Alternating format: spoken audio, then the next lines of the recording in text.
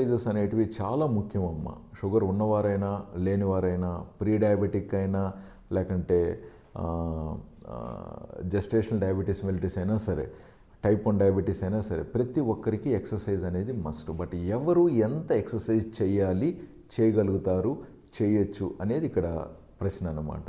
So డెఫినెట్గా మీ sugar levels ఏ స్థాయిలో ఉన్నాయి, ప్లస్ మీరు దీర్ఘకాలంగా మీ డయాబెటీస్ ఎంత కంట్రోల్లో ఉంటుంది, మీ ఫుడ్ ఎలాగుంది, వెయిట్ ఎలా ఉంటుంది, వెయిట్ తగ్గాల్సిన వారా లేదా వెయిట్ పెరగకుండా ఉండాల్సిన వారా లేకంటే వెయిట్ పెరగాల్సిన వారా అనే దాన్ని బట్టి ఇవన్నీ మారుతూ ఉంటాయి.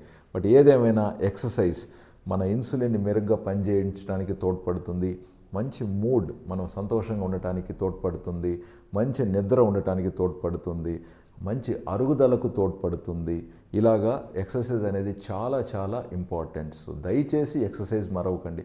మీరు కూర్చొని చేస్తారా, నిలబడుకొని చేస్తారా మీ ఇష్టం.